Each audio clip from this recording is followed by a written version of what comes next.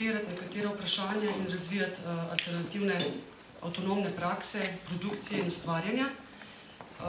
V preteklem letu in tudi v tem letu smo pripravili in bomo pripravili več razprav, diskusij, posvetov, prek katerih želimo odpreti nekatera žgoča vprašanja,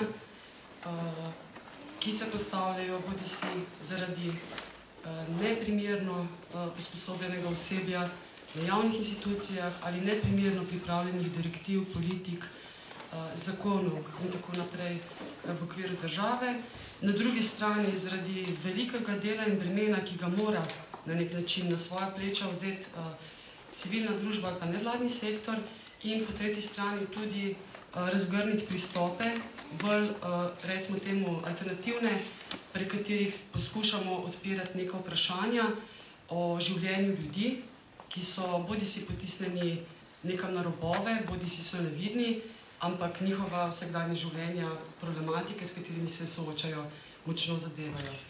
Danes so z nami gostje, in sicer gospa Sonja Gole Ašanin, koordinatorka na sektorju za integracije iz Ministrstva za notranje zadeve, višja svetovalka na oddelku za javni red in tujce v upravni enoti Maribor, gospa Danica Jevševan, Urška Breznik iz Infoteke, raziskovalka in sodelavka tudi v okviru Urbani Brast, potem raziskovalka z Mirovnega inštituta Vana Zdravkovič, nekoč tudi Mariborčanka, o kateri še danes veliko slišimo, potem Miha Nabergor, pravniški svetovalec na Pravnem informacijskem centru FIC, potem Renata Petek, vodja urada za delo iz Zavoda za zaposlovanje, gospod Franci Zalar, vodja centra za psihosocialno pomoč beguncev v slovenski filantropiji na moji desni, aktivistka, študentka Daniela Tamše in Tomaž Gregorc, raziskovalec v okviru Urbani Brast. Ker je to vrstni posvet, kot ga bomo pripravili danes, bolj namenjen nam samim, se pravi ljudem, ki tako ali drugače delujemo na nekih teh socialno-kulturnih izobraževalnih področjih, se tudi nismo nadejali, da bo neka gromozanska publika. To vrstne teme niso ravno lahke, tudi življenja beguncev, pribežnikov, migrantov niso lahka. Si pa nadejamo, da bi to vrstni posveti lahko tudi odprli neke korake sodelovanj in boljših pogojev življenja za pribežnike, begunce in ostale migrante v Mariboru in tudi širše na splošno v Sloveniji. Jaz bi predlagala, ker ne želim, da bi to diskusijo pretirano zavlekli, da začnemo najprej z fokusom, ki ga poskušamo s tem posvetom, ki je meja zares odpreti. Gre za program EUREMA, relokacijo beguncev, prebežnikov iz Malte v Evropo, ki se je zgodil konec leta 2010 tudi v Sloveniji.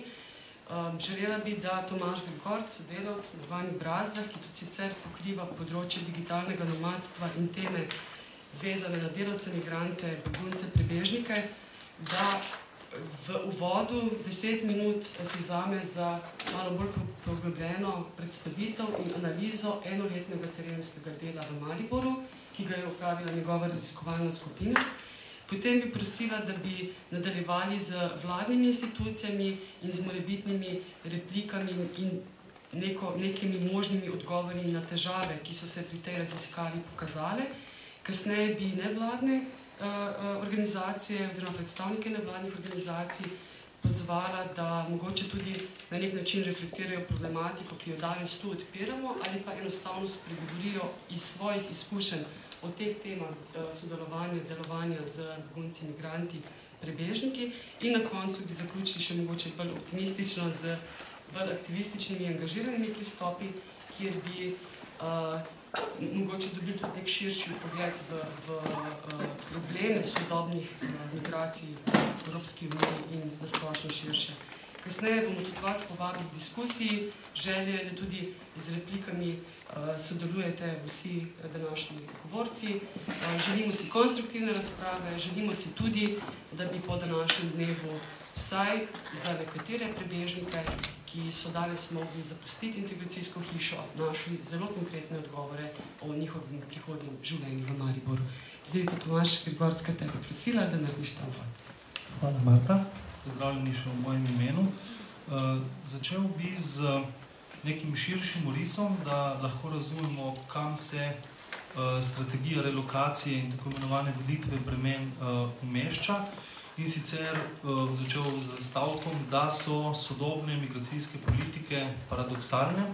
To je že skoraj eufemizem, bi lahko celo dejali, da so izključujoče, ampak mislim, da o tem bomo več kasneje v svetu. Namreč, zakaj? Dogaja se, da po eni strani se Evropa stara in razvijajo se strategije, kako privabiti delovno silo v samo Evropo, zato da se celoten socialni in gospodarski sistem ne sesuje. Po drugi strani pa se jača nadzor na zunanji meji Evrope. Ne vem, koliko sledite temu, agencija Frontex je pridobila možnost v 7. členu svojega delovanja, da odkupuje tehnologijo, kar pomeni tudi orožje, od zasebnih virov, kar jasno govori o tem, da se bo zelo zaostril nadzor na zunanji meji. Agencija Frontex namreč nadzira policijska oziroma kar policijska institucija v sklopu Evropske unije. Delitev bremen je nastala pod pobudo držav članic ali pa držav, ki so na udaru migracijskih valov in ne morejo nekako prenesti tega bremena v narekovajih, ker se ljudje tam kopičijo in Dublinska uredba oziroma uredba Dublin 2, če jih tam seveda te migrante dobijo in vzamejo prstne odtise in potem posledično tudi, če te ljudje uspejo priti v kako drugo evropsko državo, jih morajo potem na čelu vrnitve vrniti nazaj v državo, kjer so jim bili prvotno vzeti prstni odtisi. Skratka, nazaj se vračajo migrante točno tam, kjer jih najprej dobijo in to je najprej seveda na zunanji meji Evropske unije. Delitev načela bremen, to pomeni, da vedno sprožajo države, ki so pod največjim udarom in leta 2009 je Evropski svet odločil, da je nastopil trenutek, da se razbremeni Malto in v ta namen, da se pripravi neko strategijo relokacije za razbremenitev Malte in nastala je Eurema. V njej so sodelovali še 10 ostalih držav, Francija, Španija, Nemčija, Luksemburg in tako naprej. In pa seveda tudi Slovenija. Zdaj, mi smo ravno takrat, mi smo Urbane Brazde, smo z začetkom leta 2011 začeli delovati v Mariboru, kar se je v bistvu potem pokrilo s tem, da so te ljudje konec leta 2010 prišli v Slovenijo in odločili smo se, da izvedemo neformalni monitoring. Zanimalo nas je predvsem, kako se te široke, optimistične evropske politike odražajo na nivoju vsakdanjega življenja, tudi na nivoju ljudi in kje v bistvu nastajajo težave, kje pa recimo tudi kakšna stvar lahko gladko steče. Skratka, zanimalo nas je življenje, zanimalo nas je, kako se neke direktive, ki nastajajo na nekih svetih, preko pogovorov, predvsej abstraktnih, marsikdaj potem izražajo dejansko na terenu. Po enem letu smo prišli do ugotovitev, katere smo strnili v 4 izhodišča ali pa 4 osnovne točke, ki pa bi jih rad sedaj predstavil. In sicer prva je Slovenija, obljubljena dežela, z vprašajem. Prva stvar, ki smo ugotovili, je ta, da so se težave začele že na Malti. Namreč v intervjujih, ki so jih imeli z Mednarodno organizacijo za migracije, je bilo konkretno tem 8 ljudem obljubljeno, da bodo tukaj lahko dobili zaposlitev, da se bodo lahko šolali, da bodo prejemali letni dohodek v višini 20.000 evrov. Skratka, da se tukaj cedita med in mleko in seveda so te ljudje na podlagi tega se odločili tudi za Slovenijo. Najbolj morda aboten argument je bil ta, da so jim dejali, da glede na to, da Slovenija vzame samo 8 ljudi, ne 225, recimo tako kot jih je Nemčija, bojo imeli več možnosti za zaposlitev, ker v Sloveniji manj migrantov in bojo imeli manj recimo konkurence na trgu dela. Seveda prišli so v Slovenijo, na začetku so bili veseli, mediji so jih pospremili, fotografirali, vzeli izjave, njih pa je v bistvu čakala čisto drugačna situacija. In sicer prvo, kar se je zgodilo, je to, da se je izkazala nezadostna informiranost in nepripravljenost relevantnih javnih institucij na neke specifične primere. Tukaj govorimo o recimo zelo življenjskih stvareh, kot so prevedba oziroma zamenjavo vozniškega izpita iz somalijskega v slovensko, to, da so se par se odločil, da bi se rad ločil in ne morejo sprožiti ločitvenega postopka oziroma se tam pojavljajo zapleti, dolgotrajno čakajo, da se sploh kaj na tem premakne.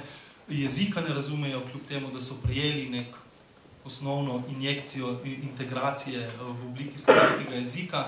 Kakor vemo, tudi ljudje, ki se ne ukvarjajo z upravnimi postopki, težko razumejo, težko pričakujemo od ljudi, katerih jezik je somalijski, sudanski ali pa rečemo arabski, da bojo razumeli in da se jim lahko to predstavi na tak način. Skratka, moralo bi se jim to predstaviti, vse te dokumente njihove, kje prihaja do, skratka, da bojo razumeli, kaj piše v teh dokumentih, bi moralo biti bolj urejeno, pa do tega ni prišlo. Recimo, ena izmed najbolj takih v oči padajočih stvari je bilo, da so ob izkazu begunske kartice, ki je v bistvu ta kartica za stalno bivanje v Sloveniji, in na banki niso želeli odpreti bančnega računa, ker niso točno vedeli, kaj to je za en dokument in želeli so v bistvu, da predložijo svojo potni list, ki ga posebej niso nosili sabo, ker so se bali naravno, da bi jih ga ukradli, recimo, ali pa podobnega.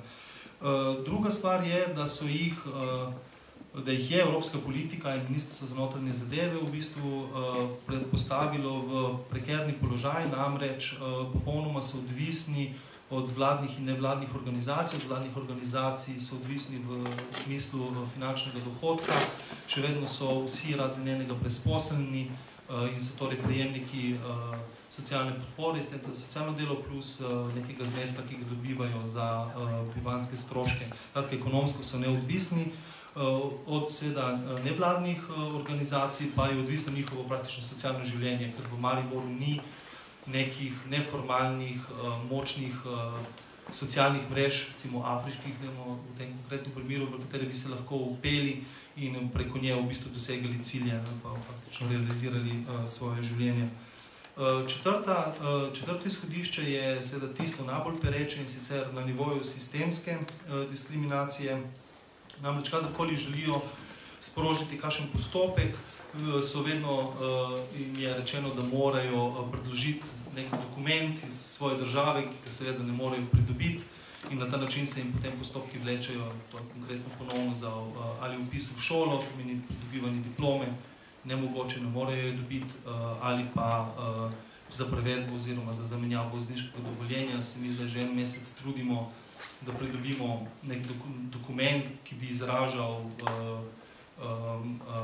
kategorije vozniške in pa veljavnost somalijskega vozniškega dovoljenja, zato da bi lahko na podlagi tega sestavili slovensko, pa v bistvu tudi somalijska ambasada, recimo v Belgiji, in v Rimu, to so vse tri, ki smo jih kontaktirali, praktično ne odgovarjati, to pomeni totalno.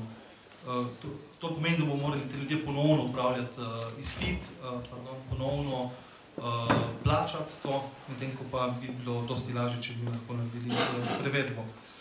Najhujša seveda je pač sistemska diskriminacija je ta, da so kot nedržavljani v bistvu neupravičeni do neprofitnih stanovanj, kar je v njihovem primeru, ko prejema nek skromni mesečni dohodek, bi moralo biti ključno.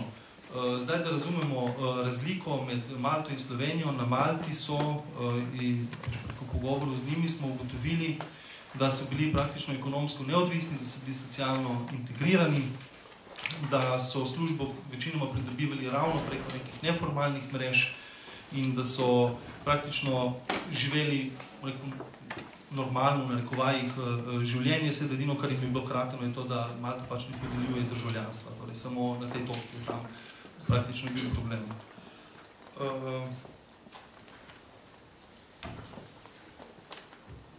Torej, ugotovitve kažem na to, da se Ministrstvo za notranje zadeve in vse ostale relevantne javne institucije niso dovolj dobro pripravile na prihod teh ljudi.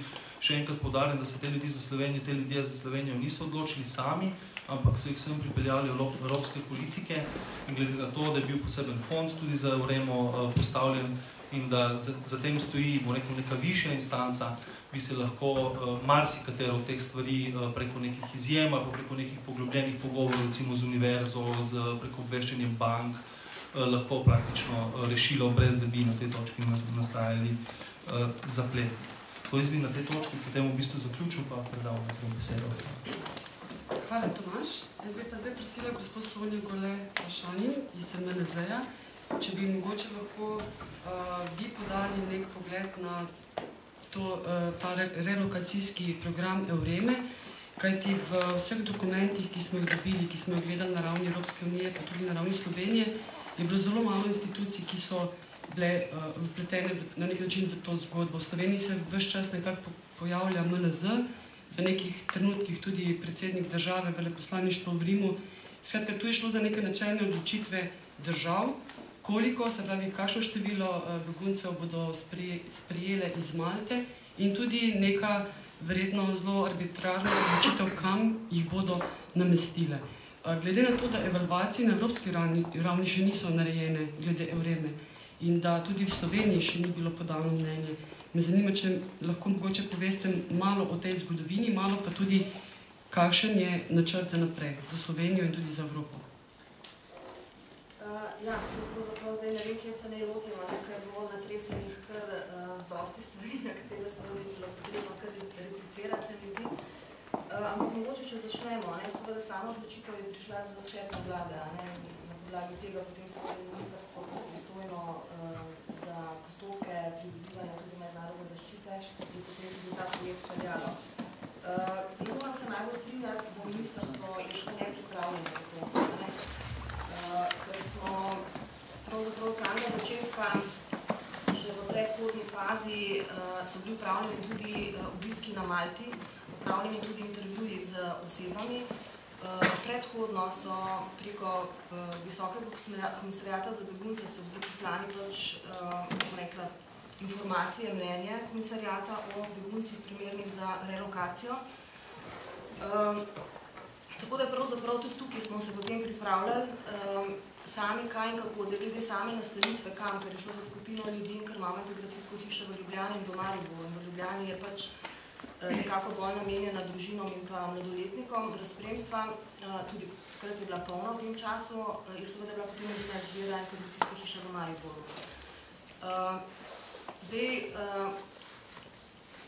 sama nastanitev je pač taka, kakršna je, glede obljub, da so bili zavedeni nekako. To je tudi ena od ugotovitev naših, da v bodoče, če se bomo vse šli te projekte, je seveda vsekakor bolj primerno, da informacije podaja dejansko nekdo iz države, kamor te osebe prihajajo. Mi smo sicer pripravili neko osnovno informacijo o državi, in zelo na kratko o pravicah, ki jih imajo osebe z mednarodno zaščito v Sloveniji, v angleškem jeziku, vendar pa je dejansko te ostale informacije očitno potem podajal AEM, Mednarodna organizacija za migracije, in lahko, da je tu prišlo do nekih napačnih informacij. Tako da to je ena od ugotovitev tudi naših, da v bodoče seveda vsekakor mora biti nekdo strani ministrstva, ki bo lahko res podal potem tiste relevantne in točne informacije glede samih pravic, kar tako, kot ste zdaj zelo naredil, ne vem, visok zaslužek, državljanstva in tako naprej. Ja, to sigurno nihče iz naše strani ne bi obljubljal, ker točno vemo, kakšna je situacija. Sami tudi vemo, glede izkušnje, sicer integracije oseb z mednarodno zaščito, koliko časa traja, pravzaprav, da nekdo kot prvo vsaj približno toliko osvoji jezik, da recimo lahko se sploh vključi v aktivno politiko zaposlovanja, potem tudi vsa ta dodatna usposabljanja in sicer na trg dela, ker ne bo še ne vem kakšno delo, toliko moraš jezik razumeti, že zaradi varnosti pri delu, da razumeš osnovna navodila in tako naprej. Zdaj, da niso bile informirane nepripravljene institucije. Pred samim prihodom je bilo kar nekaj sestankov, tako za Zavodom za zaposlovanje, s Centrom za socialno delo, z Rdečim križem, tako da v samem prihodu te skupine je bilo takoj zagotovljeno, da so dobili tudi paket dodatno žene prihrane in higienskih in teh potrebščin. Na Centru socialno delo je potem zelo hitro steklo tudi podajanje vlog za denarne pomoči, tudi glede delovnih dovoljenj na Zavodu za zaposlovanje. Tako da tu moram reči, na tej operativni ravni so zadeve zelo gladko stekle, ker so takoj na začetku, oni so praktično že takoj v decembru na začetku bili na Zavodu prijavljeni, potem za denarno pomoč v decembru predali. Iz teh sredstev evropskih so dobili tudi takoj ob prihodu enkratno denarno pomoč, tako da niso bili pač posebno brez nekega denarja. Zdaj pa seveda, če grem naprej na odvisnost od vladnih in nevladnih organizacij. Seveda, glede same zaposlitve sem že malo prej povedala, je problem jezik.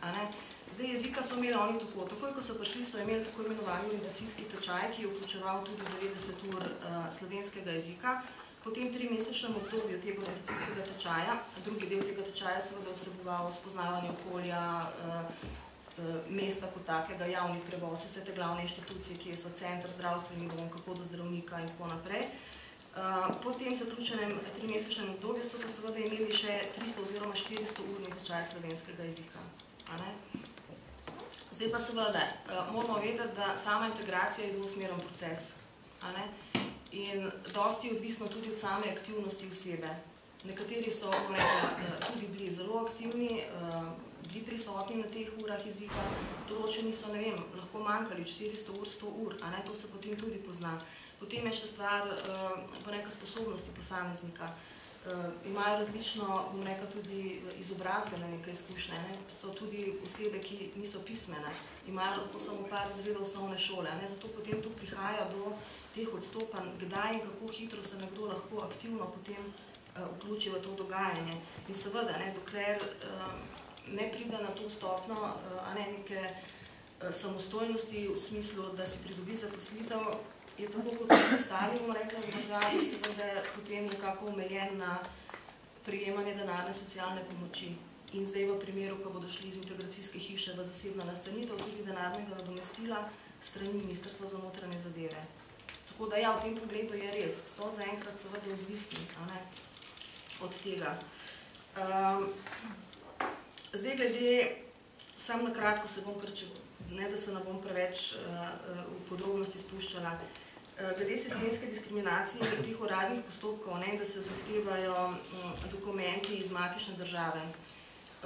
To vam lahko rečem, da se tudi mi srečujemo že vsa ta leta. Nažalost, bom rekla, se dogaja tudi to, da bodisi posamezni, bom rekla, strokovni delavci na bodisi uradih, centrih socialno kitajskega, mogoče ne spremljajo zadosti zakonodaje, ne poznajo določenih pravic, posebej z mednarodno zaščito.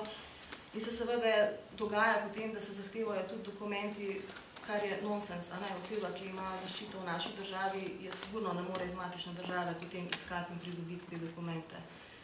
Če zanemarimo to, kako ali je sploh možno dobiti zaradi situacije v državi. Tako da, zato smo tudi mi recimo že kar nekaj naredili usposabljanj za delavce, recimo tako upravnih enot, tudi je bilo že za centre socialne dele, ravno s tem, da se podajo informacije o statusu oseb z mednarodno zaščito, o sami integraciji, ravno z namenom osveščanja, da so tujci, vendar so neka posebna kategorija v okviru tujcev, ki ima neke določene drugačne pravice, kot pa vsi ostali tujci. Toliko mogoče zaenkrat na kratko pa... Hvala lepa. Jaz zdaj ne bi šla nobeno repliciranje, bi to prepustila potem na koncu.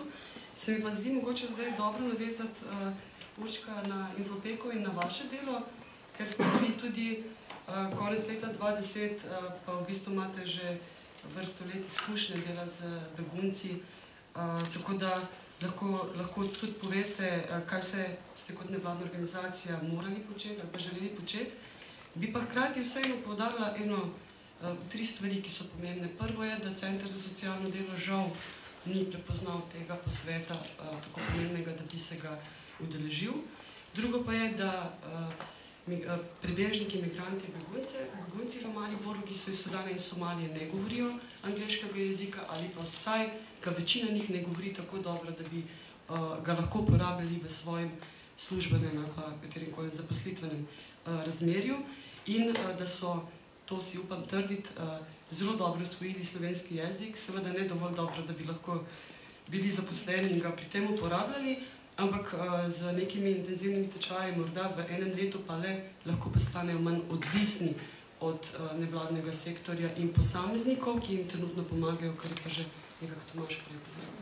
Urška, prosim. Ja, dober dan. Zdaj so, da nevladni sektor je zelo prisoten na tem področju, kar je po eni strani za reševanje teh nujnih primerov, za reševanje okoliščin določenih posameznikov v tistem trenutku seveda v redu, vredno pa daljnoročno gledano ni, ker ohranja ta status quo, ki ga država si želi, se pravi nekaj, kar bi morala opraviti v celoti država, je v veliki meri prenešeno na nevladne organizacije. Zdaj kot naša organizacija, se pravi Pekarna Magdalenske mreže nevladna, se skozi svoje delo, smo delno tudi Mladinski informacijski svetovalni center in skozi vsa leta se pri nas oglašajo migrantje različnih form, temu tako lahko rekli, ne samo ti, ki so nastanjeni v integracijski hiši, tudi ti, ki so prišli z Kosova, Romi, ki so prišli iz Albanije ali Kosova in tako dalje in so potrebovali vsa leta pomoč čisto konkretno na nekih ravneh, kot je učna pomoč pri slovenščini od otrok do starejših, do pomoč pri pisanju nekih življenjepisov, iskanju službe in tako dalje. Seveda se pa potem to nekako v zadnjih 2 letih v Mariboru ta trend povečal. Začelo se je v bistvu bolj intenzivno to neko sodelovanje z migranti, prebežniki v integracijski hiši, najprej z enim posameznikom iz Šrilanke, ki je prišel iz Ljubljane, iz azilnega doma, ko smo potem slučajno preko Slovenske filantropije navezali stik, je bil potem preseljen v integracijsko hišo v Mariboru, ker se je potem videlo, da dejansko nek velik primanjkljaj, pa verjetno ne samo neke konkretne podpore, ampak da ta podpora, ki jo nudi država skozi različne programe, ni dovolj dobro premišljena oziroma deluje precej strogo togo, je sterilna, ni življenjska. Od tega, da je potreboval nek dokument, oziroma da je zdaj sem sicer pozabila, zakaj konkretno je šlo, vem pa, da smo imeli strašne težave, ker je bil dokument v tamilščini in je on potreboval nujen prevod v slovenščino odobren od notarja. Takrat se je potem, kako bomo zdaj dobili nekoga, ki zna tamilsko in bi potem to še pri notarju lahko overili, da ne govorimo o vseh stroških, ki so potrebni za vse to. Do tega, da na Zavodu za zaposlovanje, na primer, je bil konstantni problem tečaj slovenščine oziroma znanje jezika. Čeprav je kar veliko ur ta posameznik tečaja slovenščine opravil, vseeno slovenščina ni šla zaradi različnih razlogov. Tudi sama si težko predstavljam, da bi preko, ne vem, tudi če bi imela 200 ali 300 ur tečaja tamilskega jezika, pa bi bila vseeno sama sebi prepuščena v integracijski hiši. Verjetno zaradi neke apatičnosti ali pa tudi zaradi nekih drugih razlogov ne bi veliko zahajala med ljudi, ne bi znala toliko tamilsko, da bi me potem zaposlili. Do tega, da Zavod za zaposlovanje je trdil, da določene osebe pač ne morejo dobiti brezplačnega tečaja računalništva, zaradi tega, ker pač lahko dobijo brezplačni tečaj za varilca, ko bodo seveda znali slovensko. Se pravi, se nekako določa, kdo lahko, kdo ne, neko izobrazbo preko tega pridobi. Zdaj, ko je prišlo teh 8 afriških beguncev, se je spet postavila neka potreba, ki pa je bila bolj zaznana z samega posodelovanju z strani organizacij, ki so že delali z njimi v Mariboru, od Andragoškega zavoda, ki nudi ta orientacijski trening, pa tudi od Ministrstva za notranje zadeve, kajti v integracijski hiši v Mariboru je zaposlen, koliko vem, samo eden, oziroma pa še ta ni vsak dan v Mariboru. In je logično, da je po eni strani velik primanjkljaj že v bistvu čisto na človeških virih. In so nas prosili, da če bi lahko nekako pomagali od tega, da se tisti, ki so izvajali orientacijski trening, niso znašli najbolj, niso imeli prvič te izkušnje in niso vedeli zdaj, kako to množico 8 afriških beguncev nekako usmeriti ali k zdravniku ali kako jim nuditi pomoč pri pisanju prošenj. In pa tudi konkretno so se potem ti begunci začeli obračati na nas preko tega, da se jim je zdaj sicer zbredel tečaj slovenščine, ampak spet preveč tok pa sterilen, manjkala jim je nekaj čisto pogovorna varianta. To smo se potem odločili, da malo smo razmišljali, če bi se sploh spuščali potem v nek na novo ustvarjen program znotraj naše organizacije namenjen migrantom in prebežnikom, pa smo potem ugotovili, da mogoče vseeno in smo nekako tak konverzacijski pogovorne ure, kjer so si lahko sami izbirali teme. Zastavili si pa tudi en brezplačni tečaj računalništva v sodelovanju z osnovno šolo in tudi filmske večere brezplačne, kjer so skupaj z dvema sodelavcem lahko izbirali filme pač kot nek družabni večer, ker se nam je zdelo, da je potrebno zlasti to, da jim manjka te socialne mreže, ki ne bi bila umetno ustvarjena, ampak nastane bolj resno povezovanje pa prijateljstvo in pa spoznavanje konkretnih dejanskih ljudi. Kot pa že rečeno, je pa to res, po mojem mnenju, zgolj vzdrževanje nekega statusa quo. No? To, mislim, zaenkrat se vidi, da nikamor ne pelje tak način, no? Da nevladne organizacije skačejo tam, kjer je potrebno. No? Ker tudi pri konkretnih posameznih primerih je zelo težko videti potem neki pozitiven iztek, oziroma se redko kdaj zgodi.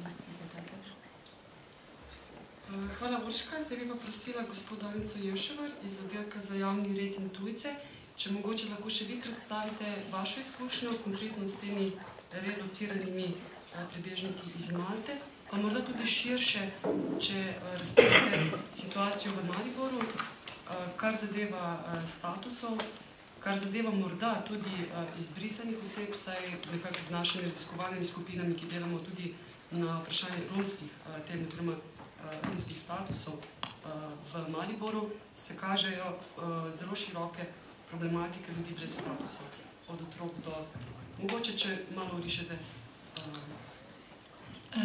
Z begunci, ki so pridobili pravzaprav status, ki so prišli iz Malte, se mi v neki večji meri nismo srečevali, ker za podelitev statusa je pristojno Ministrstvo za notranje zadeve. Vem pa, da so osebe prijavljene bile, oziroma zdaj ali je bilo podaljšana prijava integracijskih hiš v Mariboru. Prijava je pač potekala v skladu z zakonom o prijavi prebivališča na podlagi pooblastila se strani predstavnika Ministrstva za notranje zadeve. Tako da mi nekega posebnega stika ali pa težav pri sporazumevanju z temi osebami nismo imeli. Ne. Tudi, bom rekla, se mi z begunci v neki meri niti ne srečujemo, razen ko pridajo si prijave prebivališča, se izkaže z izkaznico statusa, da imajo status begunca.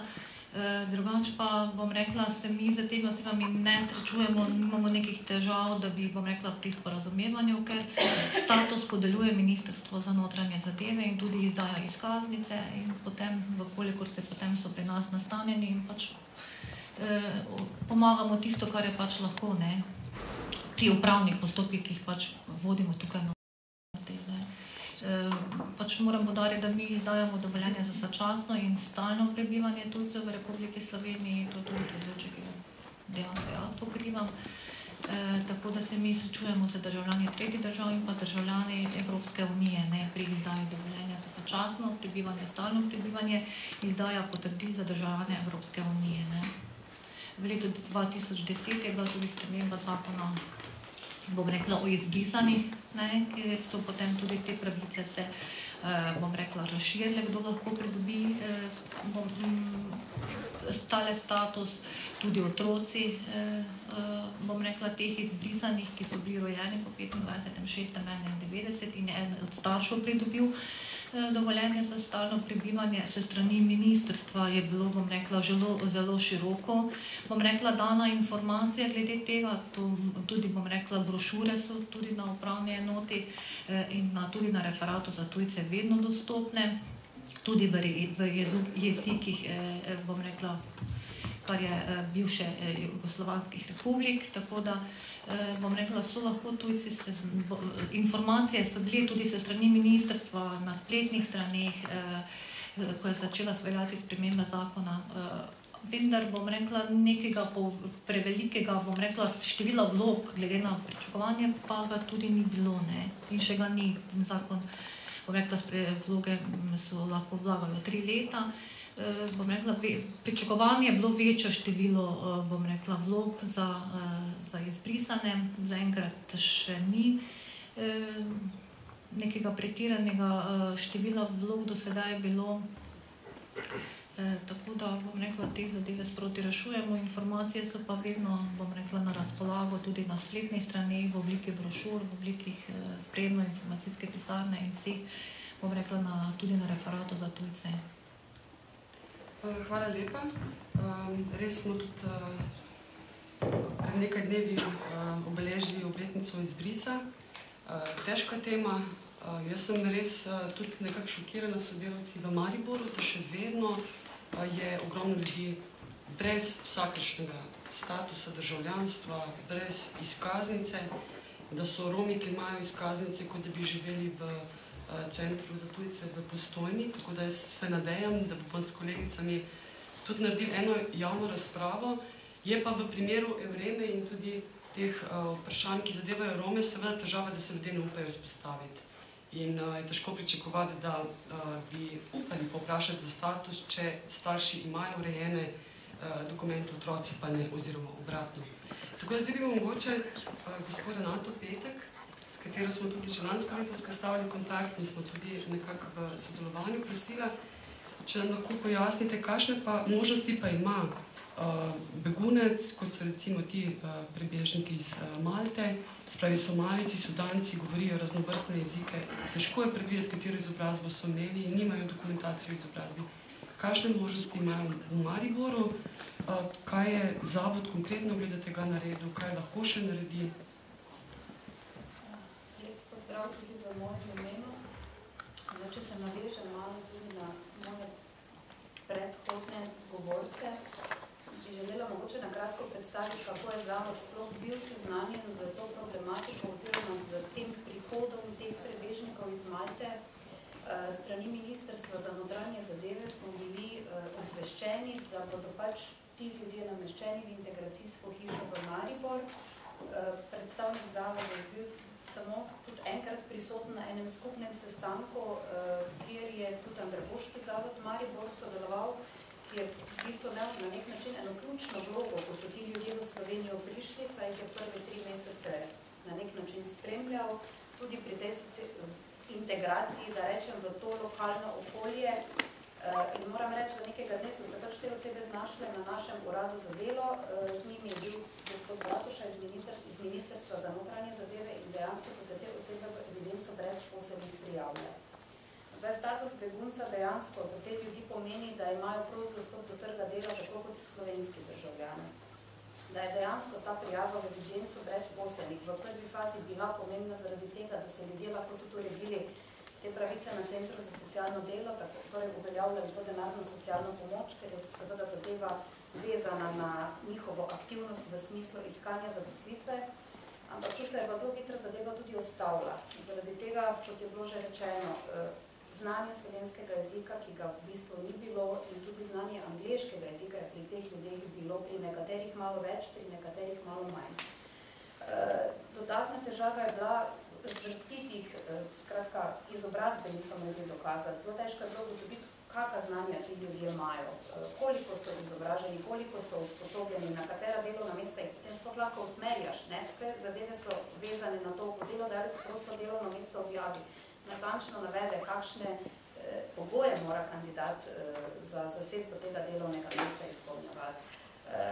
Glede na to, da je pri nas uradni jezik slovenščina, je tudi predpogoj vsaj osnovno znanje slovenskega jezika, ki se sicer to zahtevano znanje lahko razlikuje glede tudi na zahtevnost delovnega mesta, kjer se oseba zaposli. Tako da moram reči, tudi ukrepi aktivne politike zaposlovanja so na voljo. Mi sicer vemo, da pri teh ukrepih je problem, da se kontinuirano ne izvajajo, ker so tudi odvisni od denarnih sredstev, ki jih država za to namenja. In da dejansko so te vključitve smiselne, če so možni neki izhodi potem iz tega statusa, ki ga ljudje imajo. Ampak en dober primer pa tudi pri teh ljudeh, ki so iz Afrike prišli, imamo. Namreč en gospod se pa je zaposlil. Ta je že tudi na Malti, v bistvu kar dobro je tudi angliško govoril, tudi tam je bil zaposlen kot picopek. In moram reči, da tudi tukaj si je našel zaposlitev in zavod mu je pri tem pomagal. Bil je v prvi fazi vključen v program usposabljanja na delovnem mestu, kjer ga je delodajalec spoznal, na nek način tudi preizkusil, ugotovil, ali ima tisto kvalifikacijo oziroma ali je pravi za delovno mesto, ki ga je imel na razpolago. In v naslednjem koraku je prišlo tudi do zaposlitve tega človeka pri delodajalcu za subvencijo to je bila tako imenovana subvencionirana zaposlitev, namreč delodajalec je za njegovo zaposlitev dobil tudi subvencijo strani Zavoda za zaposlovanje. Tako da to pa je mogoče en dober primer, ampak mogoče je ta gospod tudi malo izstopal v eni smeri, da je bil malo bolj na nek način znajdljiv v okolju, ker zaznali smo, da ko je Andragoški zavod skratka ta 3-mesečni program končal, ker namreč v teh 3 mesecih so jih dejansko spremljali na vsakem koraku v okolju, tudi ko so prišli po potrdilo na zavod, ko so vstopali v razne inštitucije, da niso bili čist prepuščeni, ampak ko se je pa to po 3 mesecih končalo, so pa tudi zelo zgubljeni. Namreč tu bi se moral verjetno ena zadeva v smislu te integracije v okolje kontinuirano nadaljevati. Ni dobro, da to 3 mesece počneš zelo intenzivno, potem pa jih pustiš. Ljudje so se potem kar zgubili in moram reči, da zavod jih je potem v začetku oziroma spomladi leta 2011 tiste, ki so bili zainteresirani še v eno usposabljanje za življenjsko uspešnost Moj korak vključil, kjer so dejansko tudi na tej socializaciji v lokalnem okolju malo delali, ampak to je to. Dejansko glavni problem je jezik in pa se pravi, torej, dokazovati izobrazbo izkušnji, ki jih pač kompetence, znanja, ki jih te ljudje imajo, tu pa je problem. Hvala lepa. Gospod Miha Nabergoj, na PIC-u se najbrž pogosto srečate z takimi in podobnimi vprašanji, statusov in druge pomoči ali pa podpore, ki jo potrebujejo begunci in prebežniki, pa mogoče, če lahko to malo osvetlite, če pa ste imeli tudi z ljudmi, ki so v okviru Evreme prišli v Slovenijo, pa še izkušnje pomenite še to zraven. Ja, lep pozdrav. Kot rečeno, na PIC-u se ukvarjamo v bistvu z enim delom postopka, ki je pred samo integracijo, se pravi samim postopkom za pridobitev mednarodne zaščite. V okviru enega projekta European Refugee Funda nudimo pravno pomoč tem prosilcem za mednarodno zaščito. In smo v tem okviru tudi dnevno prisotni v azilnem domu, tako da se veliko neposredno srečujemo s temi osebami pa z njihovimi težavami. Seveda potem enkrat te osebe, pač tiste od njih, ki dobijo status, bodisi status begunca ali pa status subsidiarne zaščite, se potem ponavadi nastanejo v teh integracijskih hišah, kjer se pa začne ta faza integracije, o kateri bolj govorimo danes. Mogoče v zvezi s tem bi rad poudaril, da pač gre za širši problem, ne zgolj problem teh 8 oseb, ki so prišle prek projekta Evreme, ampak dejansko se s podobnimi težavami srečujejo tudi vse ostale pač osebe, ki pridobijo status v Sloveniji. Se pravi, s problemi pač vstopa na trg dela, pač širše s problemi integracije. S tem, da Somalijci, o katerih je bolj govora, so mogoče še posebej slabem položaju v primerjavi z drugimi, ker kot vemo, pač v Somaliji v bistvu je brez vladje od leta 1991 dalje, dejansko tam državne institucije ne funkcionirajo. Tako da tudi, če bi pač lahko vzpostavili stike s svojo državo, če pač ne bi bilo teh ovir, da so na primer tam preganjeni od oblasti ali pa pač strani nekih skupin, ki so povezane z oblastmi, dejansko ne bi mogli pridobiti nobenih dokumentov te Somalijci, ker si preprosto ne izdajo. In potem, ko pač pridejo v Evropo in tukaj do naših pač zbirokratiziranih postopkov, trčijo pač ob to, da karkoli poskušajo doseči, morajo predložiti neke dokumente, kar je nam pač vsakodnevno čisto običajno, pač poiščeš dokument, ki ga imaš. Oni pa tega, takih osnovnih stvari, kot so rojstni listi, potne listine, ne vem, neka spričevala, tega sploh ni pač, ker pri njih ni sploh institucij, ki bi to izdali. Seveda, kot je bilo že rečeno, osebe, ki so begunci, naj bi imeli tako te postopke malo olajšane, ker večinoma sploh ne bi imeli možnosti, oziroma veliko od njih dejansko nima možnosti stopati v stik s svojimi organi, ampak kljub vsemu v praksi, pač, kot je bilo danes že rečeno, do tega pride. Še ena stvar, ki bi jo mogoče omenil, je pač, kot rečeno, mi se ukvarjamo z pravnim svetovanjem, se pravi, širše pač s pravnimi problemi, ki jih imajo migranti in prosilci za mednarodno zaščito. Delno bolj pač obrobno tudi s pravnimi problemi, ki jih imajo osebe v integraciji, se pravi osebe, ki so že dobile status. In ravno v zvezi s tem je v bistvu kar velik primanjkljaj v Sloveniji. Trenutno lahko ugotovimo, da imajo prosilci za azil, se pravi osebe, ki so še v postopku pridobitve, veliko bolj zagotovljeno pravno pomoč kot osebe enkrat potem, ko dobijo sam status. In v prihodnosti vidimo tukaj eno področje, kjer je možno še narediti veliko izboljšavo.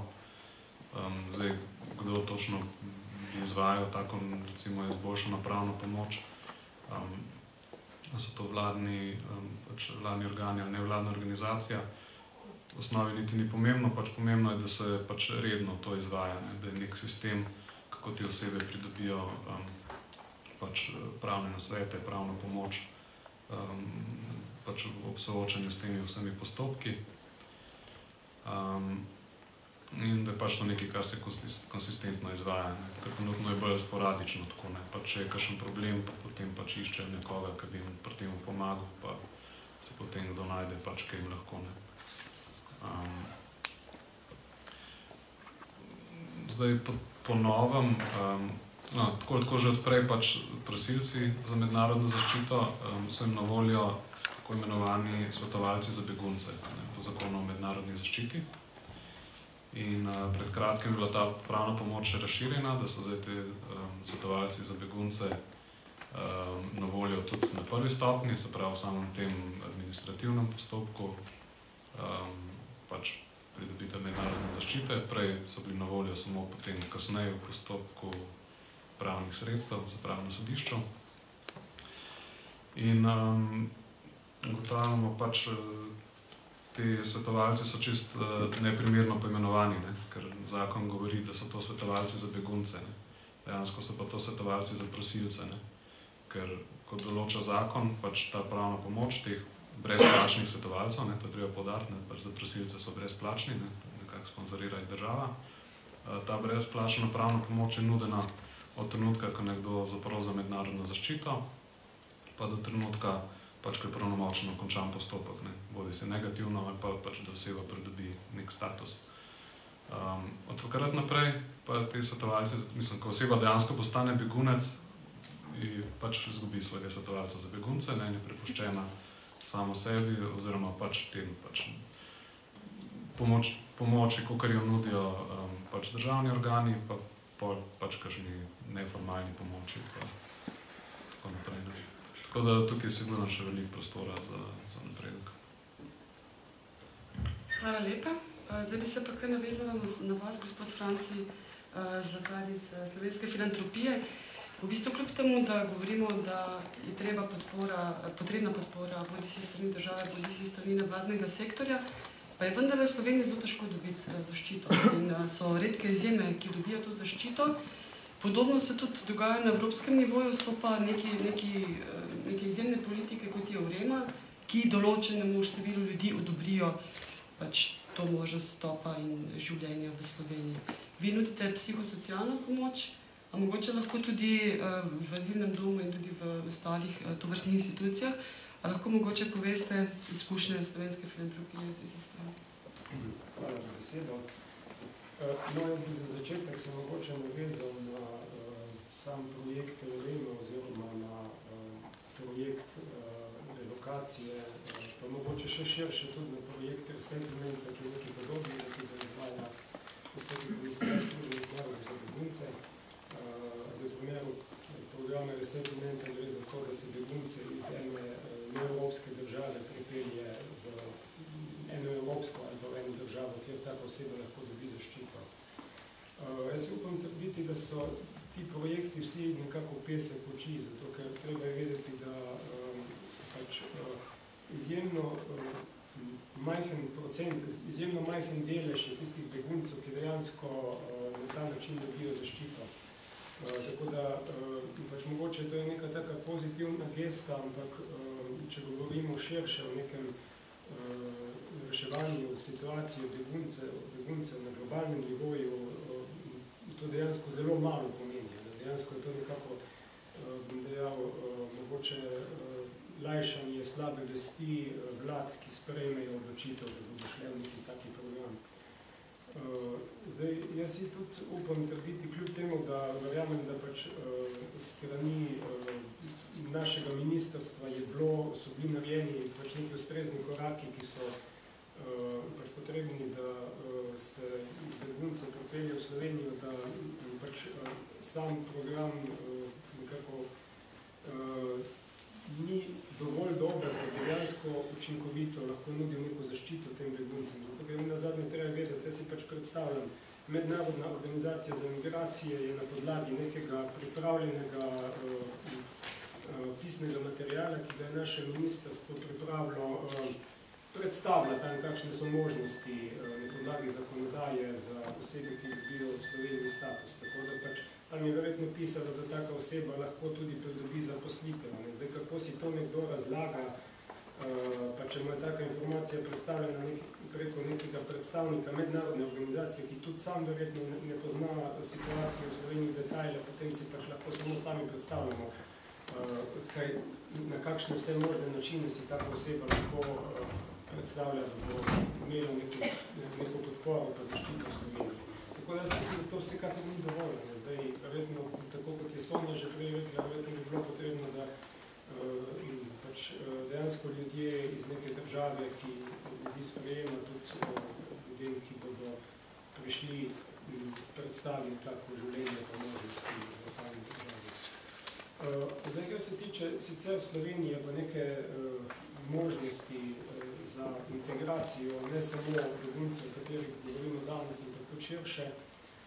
Jaz mislim, da je to neko izjemno nepripravljeno okolje za begunce. Zdaj, tako na sistemski ravni bi pa seveda tudi izpostavil, da nekako med širšim prebivalstvom, nekako glede na to, da je naslov, kje je meja. Jaz mislim, da je meja pri vsakem posamezniku nasplošno, da neka širša javnost ljudi slabše sprejema ali pa ne sprejema, sigurno vpliva tudi na to, ali nekdo lahko, nek preseljenec lahko pridobi zaposlitev, ali so neki predsodki pred tem. Tako da nekako, jaz mislim, da celotni sistem ni dobro pripravljen. Zdaj o problemih, o katerih je Tomaž prej govoril, jaz spostavim, da gre za nekaj, s čemer se tudi naša organizacija, ki deluje v praksi zdaj, kljub temu, da imamo to ime Center za psihosocialno pomoč, se širše ukvarjamo z področjem neke podpore migrantom, ne samo psihosocialne, ampak tudi nekih praktičnih vidikov pomoči, se pravi ravno urejanje takih zadev, o katerih je Tomaž govoril. To je nekaj, s čimer se stalno srečujemo, že desetletje, lahko rečem.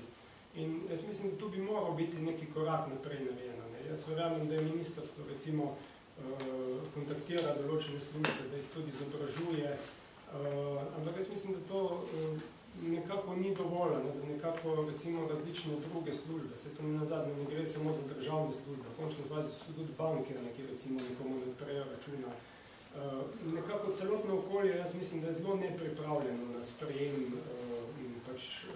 ljudi iz nekih drugih okolij, skratka na neke, tudi bom rekel, izjemne primere. Nekako skozi vse te primere nekako se sicer sistem spostavlja, ampak jaz mislim, da bistveno prepočasi.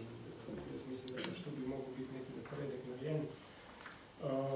Zdaj, kar se tiče same neke vloge nevladnih organizacij, jaz ne vidim nujno, da je problem v tem, da nevladne organizacije nudijo ali pa nudimo neke dodatne programe podpore. Je pa seveda v nekem okolju, kjer sistem sam slab deluje, sam po sebi slabo deluje, so ti programi bistveno manj uspešni in pogosto res samo vzdržujejo neko stanje, da ti ljudje koliko toliko normalno živijo.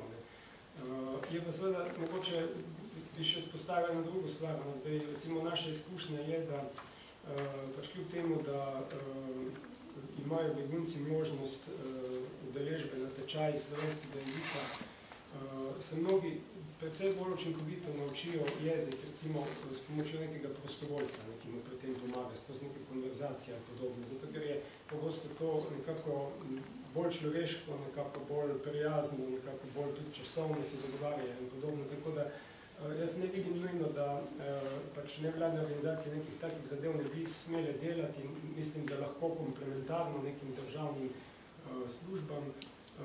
Seveda, kar se mi pa zdi zelo pomembno ob tem je pa, da pač nevladne organizacije tu hranijo neko kritično noto vsega, zato ker to je pa tisto, kar včasih tudi zmanjka malo pri nevladnih organizacijah in se mi zdi, da pa v tistem primeru pa to ni več dolgo.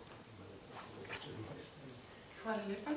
Zdaj pa bi prosila Lano Zdravković še za njen pogled. Na Mirovnem inštitutu ste v zadnjih 10 letih, ali si lahko država privošči nestrokovno delo na bojnih beguncih, ki prihajajo iz držav, kot so Sudan, Somalija, druge afriške države, Kosovo, tudi sama imaš izkušnjo Jugoslavije, pa mogoče, če lahko tudi od tu nekje štartaš, kako se mogoče lahko živimo v njihovo kožo sredi Maribora. Ja, jaz mislim v bistvu, da je vprašanje širše in vprašanje politično. In vprašanje treba odpirati na političnem področju premišljevanja koncepta države.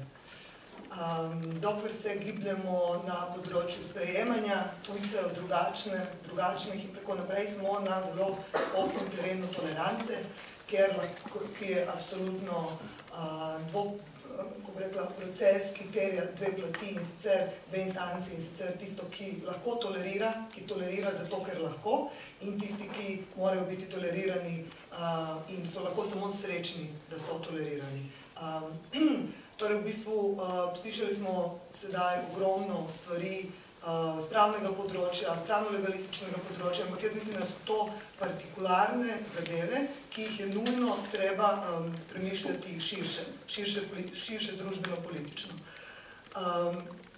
Če imamo določene zakone, ki ne funkcionirajo, je vprašanje, ali bomo spremenili ljudstvo, ali pa bomo spremenili zakone. Ali pa bomo zakone prilagodili ljudstvu oziroma konkretni družbeno-politični situaciji. Predvsem se treba vprašati, ali zakone, ki jih imamo, lahko in ali zagotavljajo resnično pravičnost. Saj zato bi jih imeli, ne? Ali zagotavljajo resnično enakost.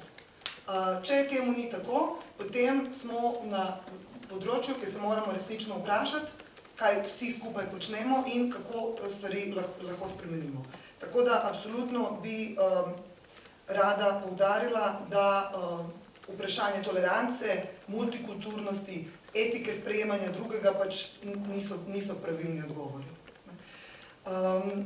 Bi pa izpostavila par stvari, ki se mi zdijo zelo pomembne in sicer prva je, da je politika Evropske unije, migrantska politika Evropske unije zelo restriktivna, v bistvu to, da bi Evropska unija uspevala na ekonomskem in političnem področju, terja žrtev na področju izključevanja vseh ostalih. Na ta način, da ustvarja takšno ekskluzivno, politično, hermetično zaprto skupnost, pravzaprav se ustvarja in producira ilegalizem ljudi, ki potem pravzaprav v želji po boljšem življenju pravzaprav postanejo kriminalci, postanejo ilegalci. Tako da takšno razumevanje skupnosti, politično-družbene skupnosti absolutno ustvarja več razredov ljudi, več razredov pripadnosti, državljanske pripadnosti in več razredov državljanstva in to vrstno razumevanje politike in politične družbene skupnosti po moje zelo škodljivo. Smo se spraševali, kje je meja, v bistvu lahko tudi govorimo govorimo o tem, da vsi ti ljudje, ki se ne morejo gibati svobodno, so na nek način tudi živijo na meji, so konstantno, reproducirajo konstantno situacijo življenja na meji. V bistvu nikoli ne morejo postati enakopravni državljani določenih skupnosti, ne glede na vse integracijske procese, ki so lahko bolj ali manj uspešni, ampak vseeno v svoji strukturi pač očitno ne funkcionirajo. Za državljane tako imenovanih tretjih držav, tako imenovane tretje vrstne državljane, v bistvu na globalni ravni, če ne govorimo samo o Evropski uniji, ampak globalno, v bistvu za njih ne velja svoboda gibanja. Oni se ne morejo svobodno gibati, to je absolutno jasno. Oni se lahko gibljajo samo kot delovna sila oziroma kot blago, ne pa tudi kot posamezniki. Njihovo svobodno gibanje po zemlji je absolutno onemogočeno. Torej, vedno mora obstajati neki dober, utemeljen razlog, ki ga oni morajo sami utemeljiti, zakaj se želijo preseliti v določeno državo. To absolutno ni kar neka vprašanje svobodne izbire, pravzaprav je to v glavnem zapolnjevanje manjka na trgu delovne sile. Torej, več ne govorimo o ljudeh, govorimo o delavcih. V bistvu, ekonomski interes je nadvladal nad vsemi drugimi in kapitalski dobiček je pravzaprav tisto, kar je ukradlo politični diskurs. Mi se pogovarjamo samo še o ekonomskih ali pravnih kategorijah, da se sploh ne sprašujemo o bistvu. Ali govorimo o ljudeh, enakih ljudeh, ali pa o ljudeh, ki bodo v vlogi delavcev opravili umazano delo, ker mi kot državljani in kot domačini ne bomo. In zato govorimo o teh tako imenovanih novodobnih migrantih, kot v teoriji, kot tudi o novih nevarnih razredih, ki se jih pravzaprav vsi bojimo, v sebi že naprej generirajo neki rasizem, po drugi strani pa jih tudi rabimo, da opravijo masno delo namesto nas.